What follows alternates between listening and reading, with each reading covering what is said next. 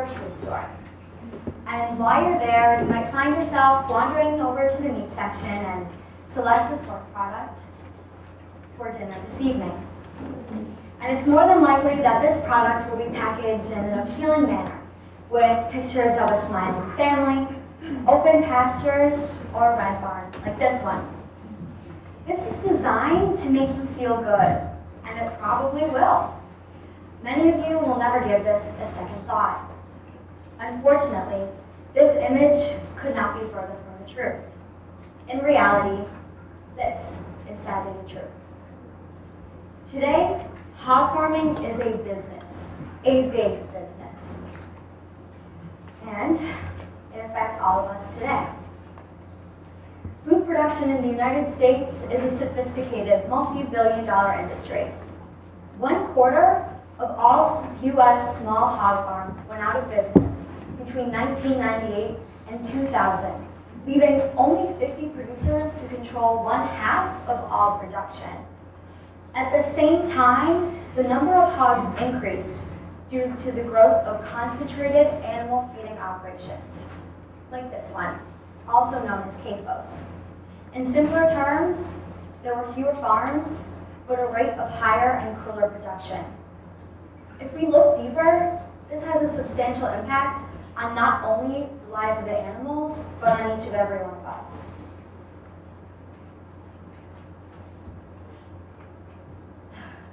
So, clearly, food production gives consumers like us a vast array of choices that we can make for dinner.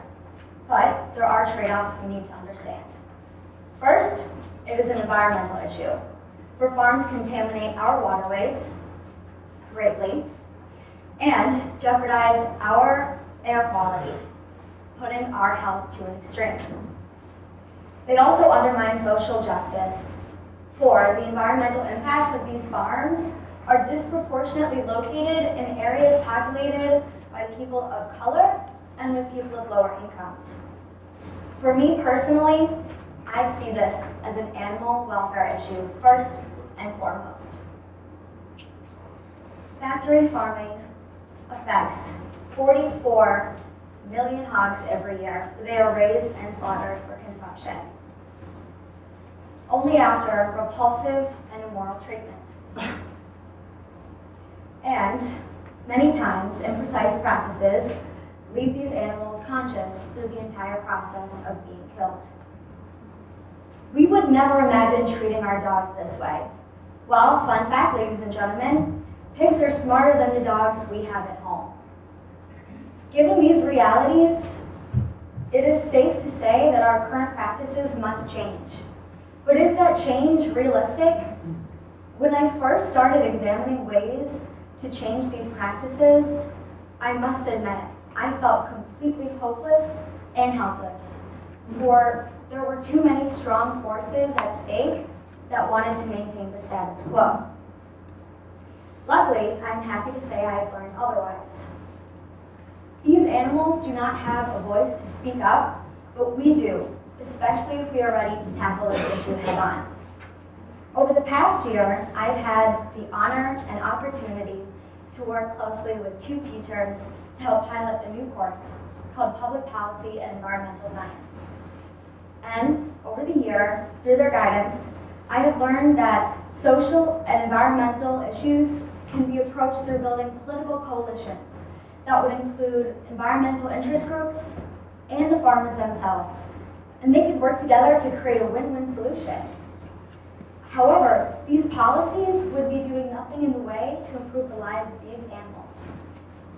And I began to seriously question and doubt if there was anything I could ever do to change that aspect. So I decided to change my way of thinking. I had undermined change that had been made. For I forgot to appreciate that change doesn't always happen at a national level or state level, but it happens at a local level, like the one made in my own home. And it was evident that we sometimes underestimate our own abilities. My family and I used to eat meat 4 to 5 times a week, for it was a great part of our diet. Well, many times change begins on a small level. And and so it did. The summer after my freshman year, I became a vegetarian, and now as a senior, I've seen my entire household kitchen, fridge, and diet shift. We have shifted to a largely plant-based diet that once or twice a week incorporates meat from a conscious source. We are more aware of what we eat and what we buy. When my brother comes home from college and experiences this diet, he no longer questions it. For it is the new way of life for my family and the norm. It is the new status quo. And if one person can change the way 3 people live their lives by raising her voice and using it, imagine the effect that our collaborative voices could make. It would make a massive difference. And it would make a massive change. I no longer feel helpless. And I'm here today to give you what may seem like a odd or startling truth, and that is that you all can make a difference. You all have a powerful voice, but more often than not, the only one stopping you from using it is yourself. Well, how can you use your voice? It may mean getting involved in the complex political process, or it could simply mean thinking about what you're having for dinner this evening.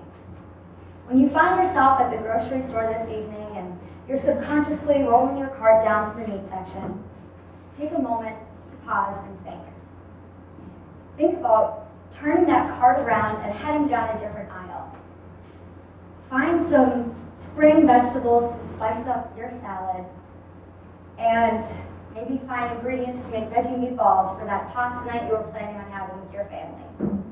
Go on the web and search Meatless Monday to find hundreds of recipes, read educational articles, and join the campaign that is spreading across states, cities, restaurants, and schools.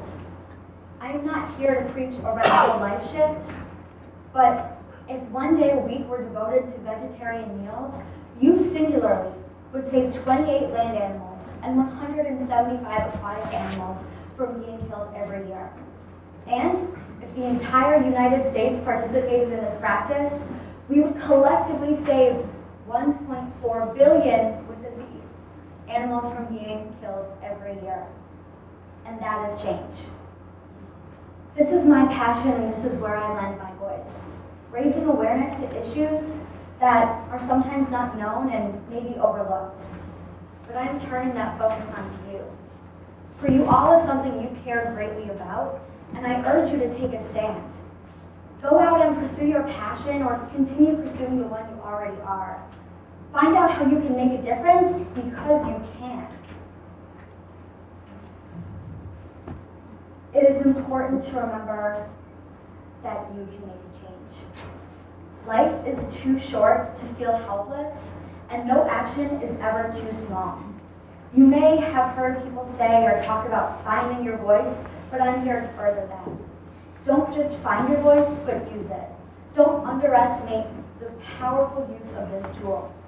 Use it, because you can make a difference, and you can make a change. Thank you.